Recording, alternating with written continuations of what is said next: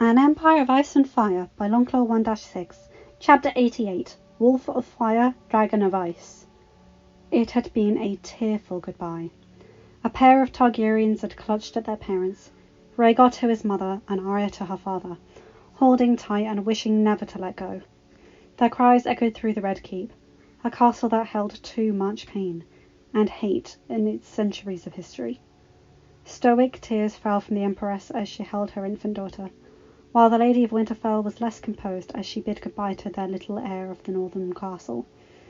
Both the princess and the crown prince received a gentle lesson from their father, that they, their sister, and the little cousin were staying south for the good of the realm, and House Targaryen and Stark.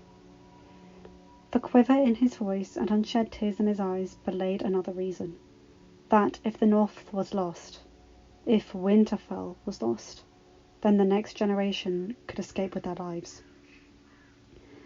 In the distance, Catelyn Tully Stark, leaning on a cane and bandages wrapped tightly underneath her loose dress, watched as the large naval convoy left the harbour. Maegor's holdfast provided a panoramic view of the Backwater Bay, the hundreds of ships and 6 dragons sailing away towards the port facilities of White Harbour. The North. Home. In harm's way. I don't know how you do it, Catelyn.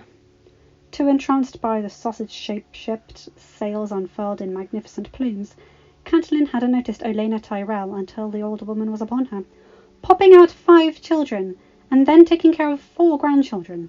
I had enough problems with my one son, and little John is the feature of my house, and everything. She chuckled, shaking her head as she took a seat to rest her old bones. But I'm too old to deal with a screaming baby still in his swaddling clothes. Children are an acquired taste, for sure, Catelyn groaned, feeling an ache in her wounds as she slowly sat beside the Queen of Thorns. While most of the government headed north with Jon and Daenerys, officially, Crown Prince Rhaegar would manage affairs from the capital. Unofficially, the revamped small council, of which both Olenna and Catelyn were part of, handled matters. Essentially, all it involved was feeding the people and managing the stream of refugees from the northern regions. It is the duty of a highborn lady to bear children, not to be forced to like them. But Catelyn loved her children, and grandchildren. It's better to like them. That's why I am more fond of Marjorie than I was for my son. More wits about her. She looked at her companion. Little John should be fine. He has Stark blood. My brains with the Stark stability. The North will be in good hands, mark my words. Nodding, Catelyn kept her gaze out the window, just catching the black-red speck of the Empress's dragon. The dread reborn. If Bran was to be believed, the Night King had a dragon half as big. There was every reason to be apprehensive, but, feeling something boring into her, Catelyn turned to catch a quizzical gaze. Olenna wouldn't let her get away with staying silent, so she sighed. I'm worried about Jon. Olenna snorted. The boy's a strong emperor. Got the best of both families. I'm not optimistic, but I'm the closest to it only with him and Her Highness leading us. I'm not worried about him fighting the dead. Well, no more than usual. It's just, there's something going on. He's been distant, sullen, quick to anger. That isn't either Jon I knew in the past, and I'm at a loss. I think I know what is affecting His Majesty, I am afraid. Both women turned to see the wrinkled face of the old maester, the patriarch of House Targaryen. Silver hair long turned to the white of age, the mighty dragon long weakened and hobbled by gout and blindness, but a mind still as sharp and prone to passion as the mighty creatures upon his family sigil. Catelyn merely looked, wanting to ask but not knowing how to. It was Olenna that therefore broached the question. Out with it, Aemon! A sigh left the old maester's lips, sadness overcoming him. Did you know that a dragon mates for life? He smiled, wrinkles shifting on his cheeks.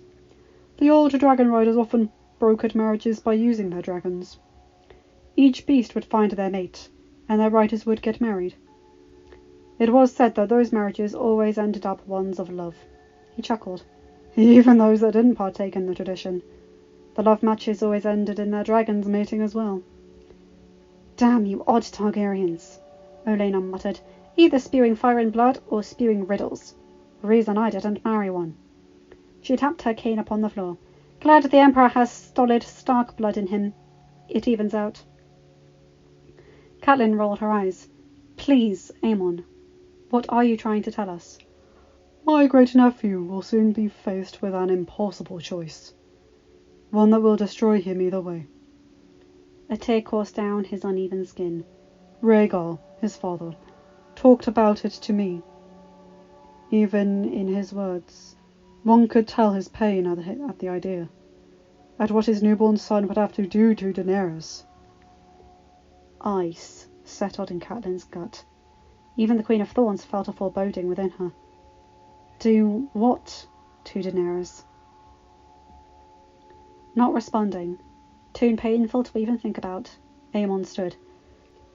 If my death could protect my family from the coming prophecy, I would give it in a heartbeat. Over a century old, he had lived his life. Lost and then found his family. Experienced his dream of holding a newborn Targaryen in his hands. A Targaryen alone in the world is a terrible thing. His life would be a worthy price to pay to ensure the future Targaryens would never grow up alone. But he feared that would never come to pass. Line break.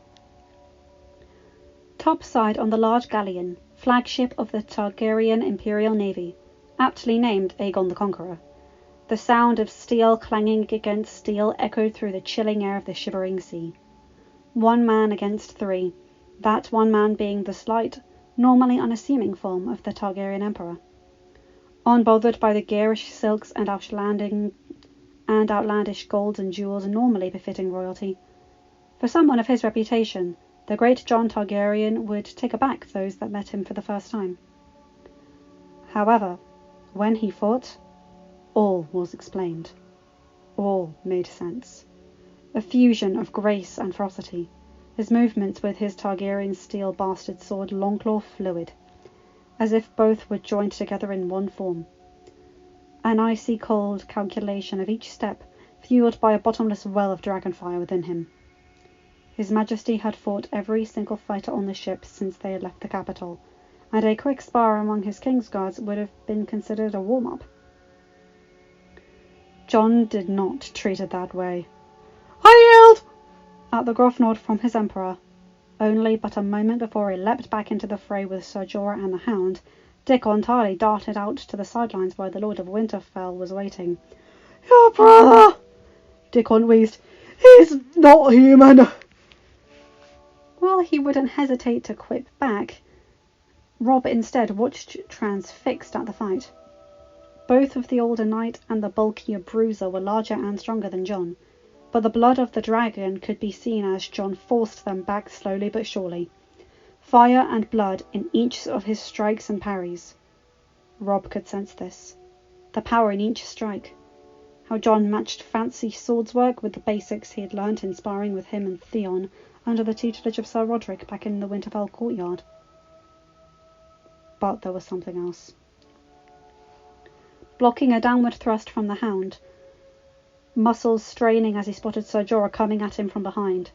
With an enraged snarl, he kicked Clegane in the knee, forcing the Hound to back off with a howl of pain. The trading sword batted Jorah's thrust away, smacking into the Bear Knight's back leathers without delay.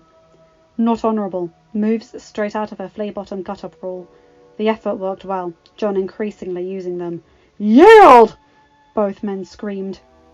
Again! Jon demanded, not a hint of exhaustion in him. Robb looked at his brother incredulously. Brother! Please! Don't exhaust yourself. Or your men.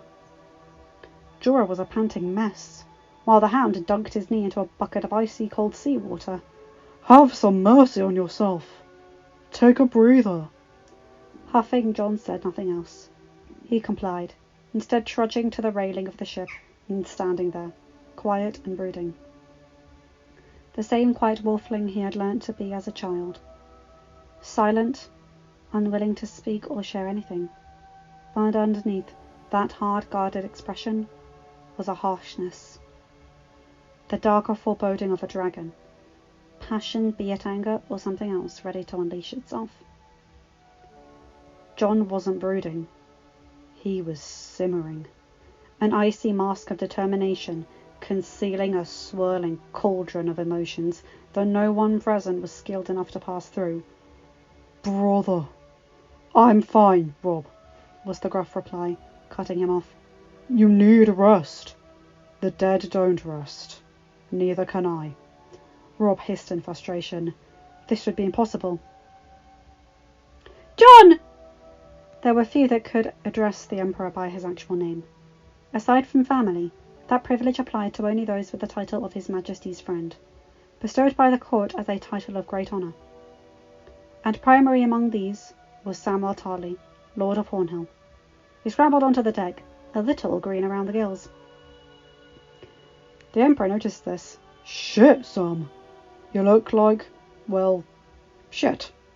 Smirks and snickers resounded from those on deck, many genuine but others forced, hoping to lighten the mood darkened by the sullen Jon. Sam chuckled as well. "Hard to imagine. Gilly loves boats and travelling. Me, not so much." A small wave against the hull and the sway that followed caused Sam to pause, the green pallor in him increasing, clutching his stomach in worry. Luckily, he managed to hold in his meagre meals. "I put the books in your room, as you requested. Although, I'm curious, when did you learn High Valyrian?" Whatever humour Jon found in teasing Sam descended back into the previous brooding glower. "I'll make do." Not a single word further leaving his lips, Jon pushed his king's guards out of the way and headed below decks, leaving his brother and friend staring in shock. "Sam," Robb began, drawing his cloak tighter on his frame as an icy gust charged forth from the shivering sea. "What books did you give to Jon?" Unable to decide whether he wanted to puke or shiver, Sam only shrugged. Jon requested several different volumes. Tomes on black magic, his father Rhaegar's notes, books on Valyrian prophecies, mostly things like that." He looked at the shoreline. "It confused me, because I read most of them, and I can't tell him anything I found about the Long Night and the Night King. Or I could ask his brother Bran." "Robb hasn't talked to Bran since before we left King's Landing." Robb shook his head. His brother's behaviour was just getting more and more illogical, beyond his comprehension at least. "I told ya, the Emp's fucking crazy," muttered the Hound, simple and blunt as ever. He snatched up a mug of warm ale. "Fuck, it's cold." Line break. Tens of thousands. Lined almost shock still, in a discipline that even the brutalizing sadists who trained the Unsullied would have envied, in a jealous frenzy. Even a fraction of the army of the dead lined up before him was a sight in which the nightmares were made of. Giants, saber-toothed cats, snow bears, ice spiders, mammoths, direwolves, woolly rhinos, and the ever-present dead men that filled in the gaps between them. Some fresh as the day they died, others walking skeletons without even eyes to glow that haunting icy blue. Most in various stages in between.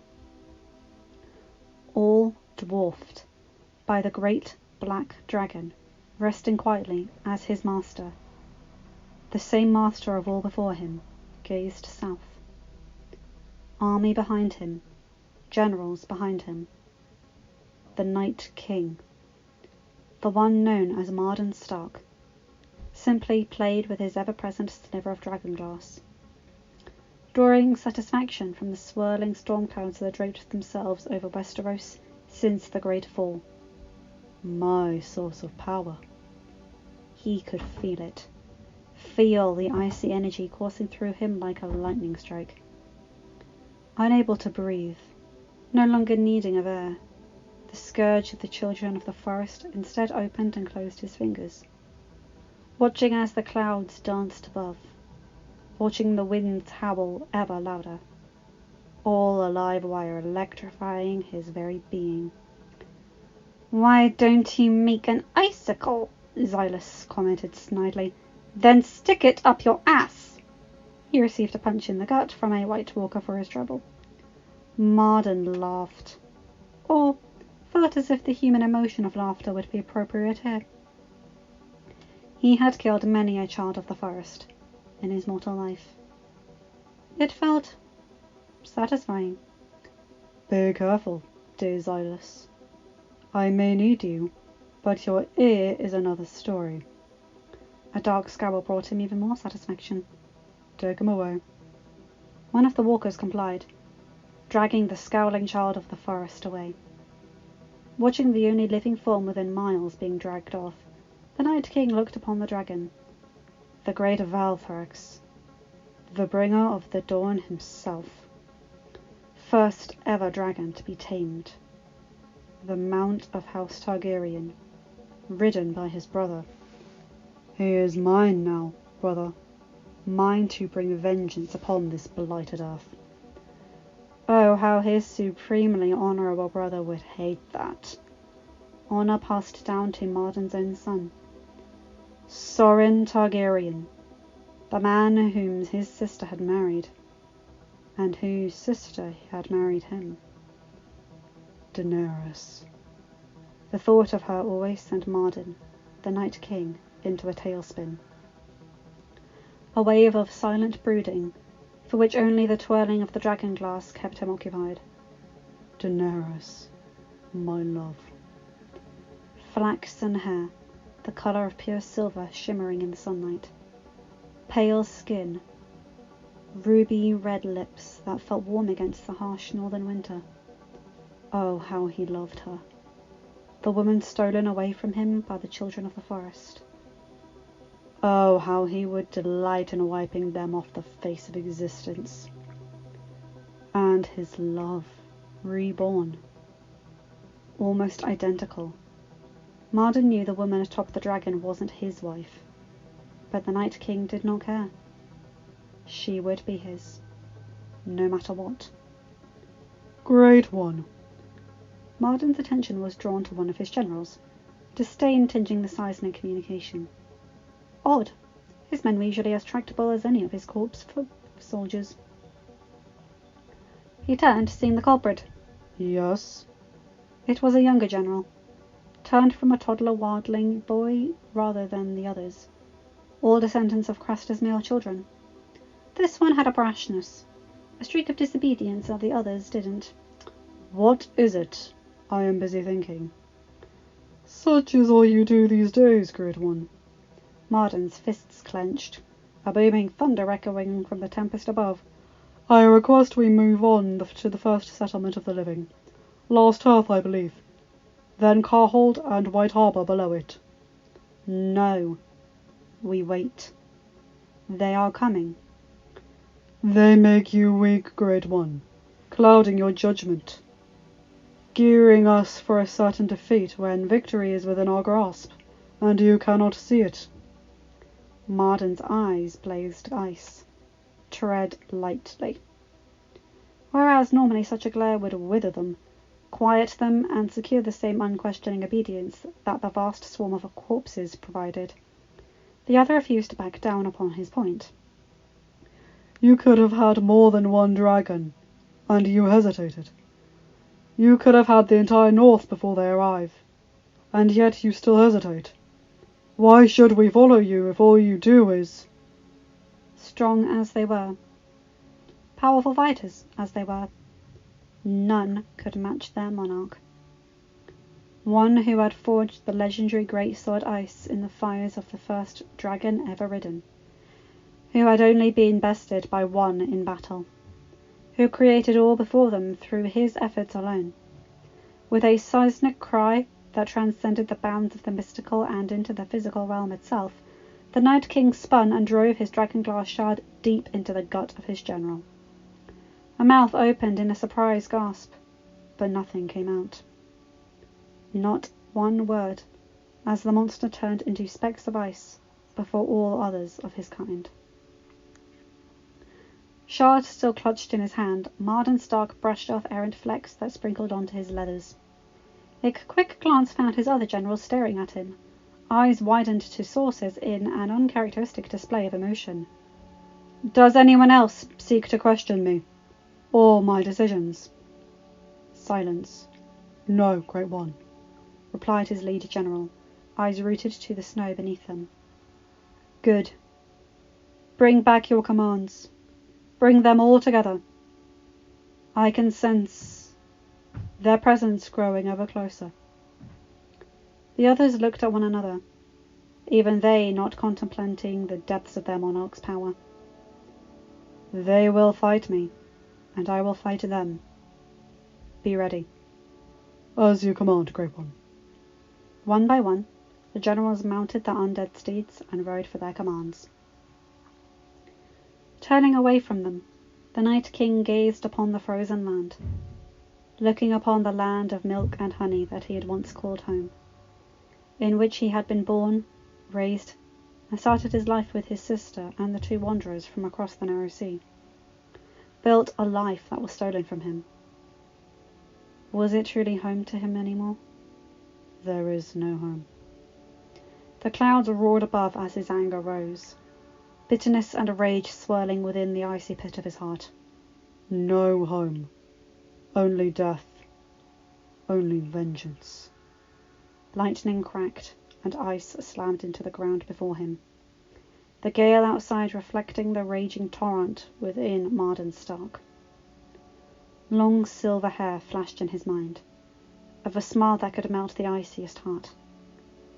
For the fleetest of moments, an emotion akin to grief flickered within the Night King's mind, only to drown in the lust for vengeance. "I will have you again, Daenerys." He sheathed the dragon glass into his belt once more, calling forth his brother's great dragon that he now rode himself. "You may not be her, but that doesn't matter." Wordlessly, Marden Stark climbed onto his mount. "You and I, we will break it all together."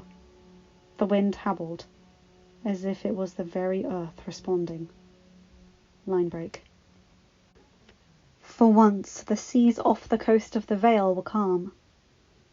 The harsh winter gales that slammed into the rough, mountainous land, stilling, and only simple waves rocked gently against the hull of the great galleon. But within, the storms only grew fiercer and fiercer, a silent gale that raged through the tense atmosphere. North lay the army of the dead, finally past the wall, infecting everyone with a sense of dread that only training and affection could hope to soothe, or at least mask. But there existed a different type of tension, one that stoked the storm, one that the Lord and Lady of Winterfell found prudent to bring to the attention of their emperors. "You have to do something, Daenerys," Robb stated, worry in his eyes. "What would you have me do?" Daenerys sighed, frustrated beyond belief. "The possible end of the world is approaching, brother. My plate is full, so you'll have to be more specific." "Jon." Robb ran a hand through his hair. "He was always prone to brooding, but this is out of control. He barely eats, barely sleeps, barely speaks, only keeps to his quarters, rides Rhaegal, or spar. And the sparring." He remembered his one spar with Jon atop the deck. "He's like some spectral demon. Relentless, and an enraged relentless at that." Reaching the cabin shared by the Warden and Wardeness of the North, Daenerys motioned for them to go inside. No need for nosy servant or sailor to spread across the ship the worries of the Emperor's brother and his wife. Inside, she crossed her arms. "Robb, Jon is literally faced with the destruction of humanity. He has to lead his army personally into the battle of that ice monster. He has earned the right to brood." "It's not just that, Daenerys," Marjorie insisted, sharing a look with her husband. "I saw the Night King at Hardhome. Seeing how Jon reacted afterwards, we all saw Jon's reaction after the ranging beyond the wall. This is different. There's something more, something burdening him that he won't share." "I know," Daenerys wrapped her arms around her body, allowing a glimpse of vulnerability in front of her family. The pack protected its own. He doesn't talk to me, either. I've tried to give him some space to brood, but... She had seen the look before. A look of loss, of frantic bargaining with whatever divinity existed for respite. She had the same look as well, when gazing into her past. If I look back, I'm lost. For Jon, it was different. The future scared him. A future without his family. But she couldn't tell Robb or Marjorie. It was only Jon's pain to tell. I'll try to speak with him. Robb offered a small smile. He shouldn't deal with this pain alone. The lone wolf dies, but the pack survives. The Empress reciprocated his smile before slipping out of the ring. Lips then pressed into a thin line as she made her way towards her own cabin. He was where she'd thought he'd be. Huddled in his chair by the brazier, piles of books and documents lumped onto the worn wooden desk before him. Jon had never been the best reader, or the most studious. That was saved for his friend Sam, the researcher, while he was the doer of the duo. But Jon did have determination, bordering on zealousness. He completed a task when set before him. In this he was exactly his father's son, both for Ned and Rhaegar. Looking upon him now, tearing through page after page as he digested all the information he could like an obsessed madman, Dany could see Rhaegar in him. Her brother had been the same, according to the tales Sir Barristan had told her. Sorry for any noise in the background, by the way, guys. Slowly walking behind him, having dismissed Missandei and all of her handmaidens for the night, they were completely alone in their cabin aboard the Targaryen flagship.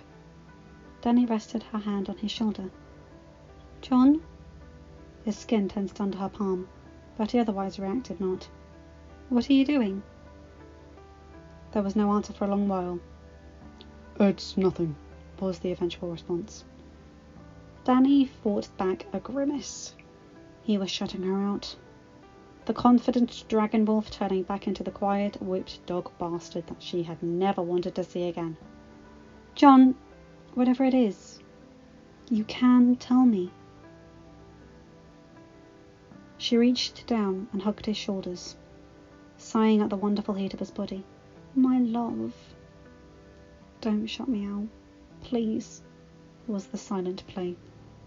I'm just tired, Dany. He wasn't giving it up. His voice guarded and pained. Dany could detect a suppressed agony in his voice, one that seemed to drive his determination. Of course you're tired. You've been training yourself to death. At least when not imprisoning yourself here in our cabin. She didn't mean to sound harsh, but the frustration was getting to her. Dany sincerely thought he had finally outgrown the forced quiet of his past. I can't see you like this, Jon. Please sleep, Dany. I'll be fine. Rounding the chair, wedging her slim figure in between Jon and the table, Dany sat in his lap, violet eyes boring into his own as she looped her arms around his neck. Tell me what bothers you, my dragon. Please. She leaned down, pressing a small kiss on his lips. Tender, loving, pouring comfort. Dany pulled back from her kiss, hoping to see his icy heart melting, for his facade to fall, and the man with whom she shared the world to emerge once again. Instead, looking into his grey eyes, what she saw from the kiss was an inferno. Daenerys. His voice was deep, low, menacing. He only used her full name during small council meetings, or when he was...